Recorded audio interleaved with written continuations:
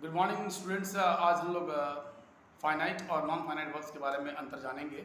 Finite verbs कौन होते हैं और नॉन फाइनाइट वर्ब्स क्या होते हैं, ये दोनों के बीच जो भेद है, जो डिफरेंस है, वो मैं आज जस्टिफाई करता हूँ आप लोगों को। एक्चुअली क्या होता है कि वर्ब्स का यूज़ करते हैं जब हम सेंटेंस में, तो हम अक्सर ध्यान देते हैं कि किसी वर्ब का कनेक्शन होता है सब्जेक्ट से, और सब्जेक्ट से जब कनेक्शन होता है तो वो सब्जेक्ट के आपके नंबर और पर्सन पे डिपेंड करता है कि कौन सा सब्जेक्ट का नंबर है और कौन सा पर्सन है वो। जैसे मान लिया कि ही लिखा हमने, तो ही आपका क्या चीज़ है, सब्जेक्ट में सिंगुलर सब्जेक्ट है, और पर्सन कौन सा है, थर्ड पर्सन है।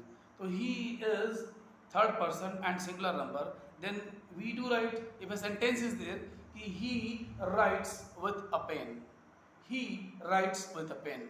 तो ही हुआ तो बगल में जो पड़ोसी उसका वर्ब हुआ, क्या हुआ, राइट्स हुआ, ही राइट्स अ पेन। अब फिर मैंने क्या किया कि आई अगर हो गया हमारा ही की जगह पे, आई राइट विथ अ पेन, तो डिफरेंस क्या हुआ, वहाँ पर वो क्या था, राइट्स था, और अगली बार क्या हो गया, राइट हो गया। यानी आई के साथ राइट हुआ, V1 हुआ, और ही के साथ क्या हुआ, राइट्स हुआ, यानी V5 हुआ। तो ये डिफरेंस हमने देखा, ये वेरिएशन ऑफ वर्ब फॉर्म्स है। वर्ब के फॉर्म्स में वेरिएशन दिखाई दिया। अब जब इस तरह के वेरिएशंस दिखाई देंगे वर्ब के फॉर्म्स में, तो मानकर चलना है कि वो फाइनाइट वर्ब्स हैं, फाइनाइट वर्ब्स हैं। और नॉन फाइनाइट्स की बात करें अगर, तो उनकी बिरादरी तीन होती है, जेरंड, पार्टिसिपल एंड इन्फिनेटिव। जैसे कोई सेंटेंस आता है, हमने लिखा to go is easy for me from here, या फिर कहेंगे टू गो इज ईजी, या to do this job is easy for me.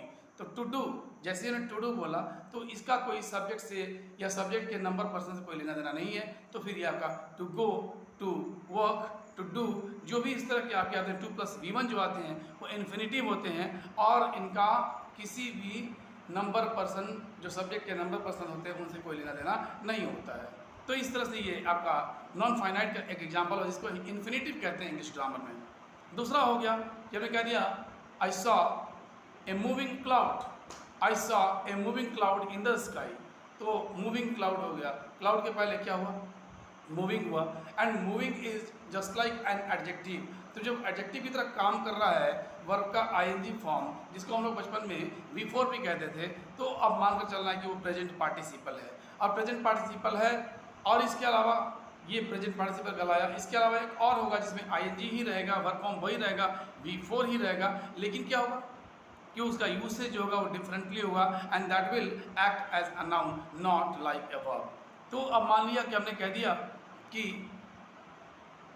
Walking in the morning is good for our health. तो यहाँ पर वॉकिंग, वॉकिंग का मतलब हुआ कि टहलना, टहलना ये एक नाउन है, और नाउन के जैसा ट्रीट हो रहा है, तो ये जेरंड हो गया। तो इस तरह से आपने देखा जेरंड, पार्टिसिपल और इन्फिनेटिव, इन तीनों को कैटेगराइज किया गया ग्रामेरियंस ने किया नॉन फाइनाइट्स में, और बाकी जो रेस्ट वर्ब्स दिखाए थे वो आपको फाइनाइट वर्ब्स में हैं। थैंक यू, आज इतना ही।